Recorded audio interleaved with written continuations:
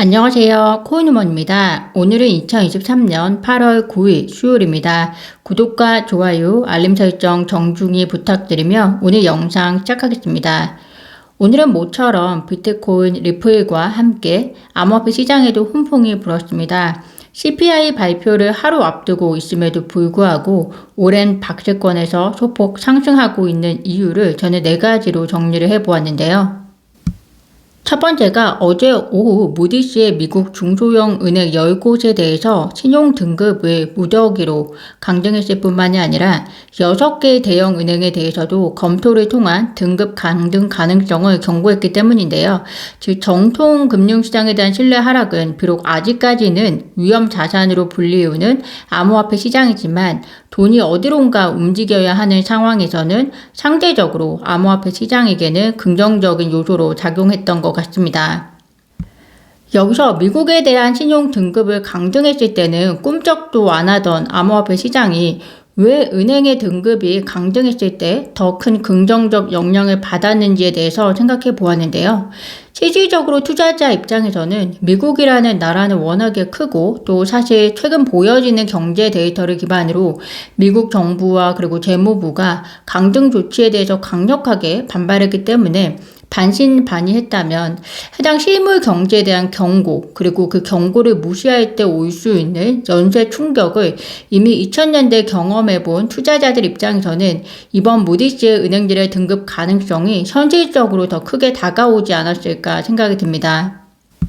두 번째 이유가 연준 이사들의 연이은 금리 동결 가능성에 대한 메시지인데요. 비록 내일 발표될 7월 CPI의 전년 동기 대비 예측치가 3.3%로 6월 수치 3.0%보다 상회한 수치이지만 연준 이사들이 앞으로 금리 동결 가능성에 대해서 언급을 했다는 점입니다. 그렇다고 이것이 비둘기파적인 이야기라고 볼 수 없는 이유가 금리 동결 가능성의 전제가 오랜 기간 금리 동결이 필요할 것이고 또 내년 상반기까지는 금리 인하가 되기 힘들다는 스탠스를 보였기 때문인데요. 그럼에도 불구하고 지속된 금리 상승 그리고 금리 인하에 대한 기대감으로 피로감이 몰린 상황에서는 우선 금리 동결이 있어야 금리 인하가 있는 만큼 금리 동결에 대한 메시지는 암호화폐 시장에는 분명 긍정적으로 작용한 것으로 보입니다. 세 번째가 페이팔의 스테이블 코인 출시입니다. 페이팔은 잘 아시겠지만 미국에서 온라인 송금을 지원하고 전 세계 온라인 지불 시스템을 운영하는 회사입니다. 그렇기 때문에 결제 지불의 규모가 어마어마하다는 것을 직감적으로 느끼실 수 있을 텐데요. 그렇기 때문에 또 자체 스테이블 코인을 개발하는 것에서 기회를 지속적으로 검토하고 있었을 것이고 그것이 지금에 와서 실현이 되었다고 보시면 될 것 같습니다. 우리가 잘 되는 가게들이 계속 모이다 보면 잘 나가는 상권이 형성이 되는 것처럼 페이팔의 스테이블 코인은 결국에는 디지털 자산의 활성화에 영향을 미칠 것이라는 기대를 가져올 수 있다라고 생각이 되어지는데요. 물론 그 안에서 경쟁과 쇠퇴 그리고 더 나은 기술력의 개선들을 통해서 결국에는 암호화폐 시장이 더 공고해지고 건강해지는 긍정적 효과도 같이 따를 것이라는 생각이 듭니다.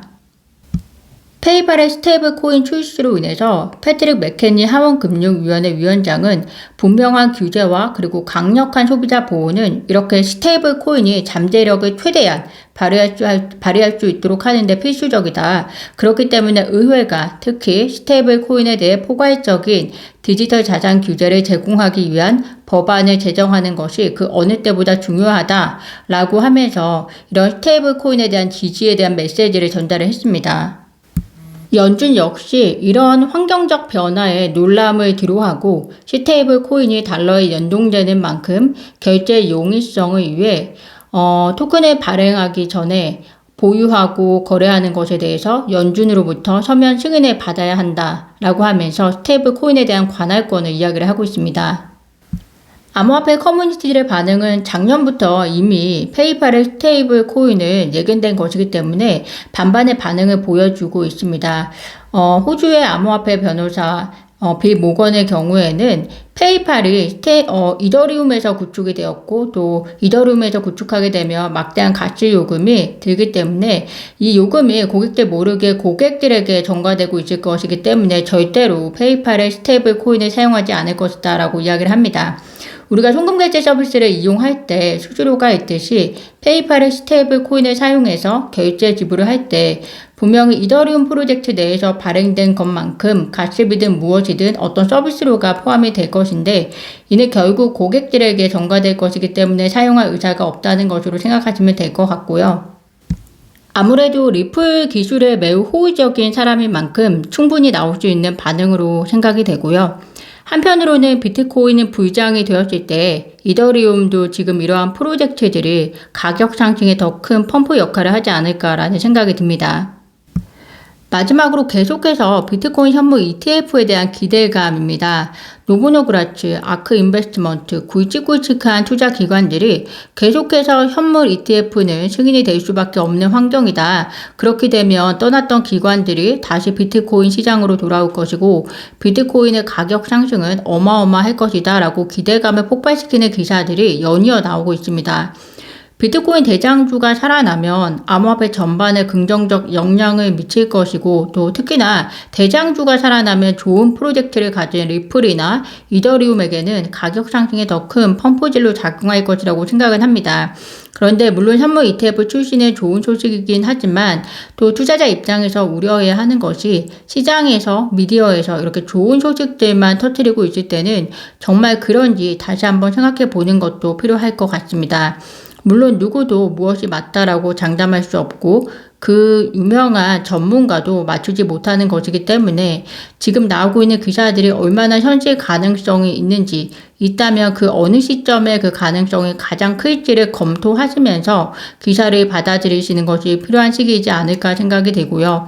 특히 비트코인 현물 ETF에 대한 기대 그리고 반감기로 인한 가격 상승 부분은 더 그런 부분들을 꼼꼼히 따져보시고 고려해보시면 좋지 않을까 생각이 듭니다.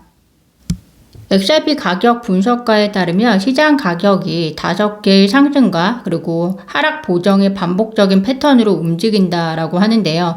이 패턴은 낙관론과 비관론을 번갈아 가면서 시장 참가자들의 심리를 반영하는 패턴이라고 하고요. 어쨌든 이 패턴에 의하면 2024년쯤에는 XRP가 $10에 도달할 것이라는 전망을 제시를 했습니다.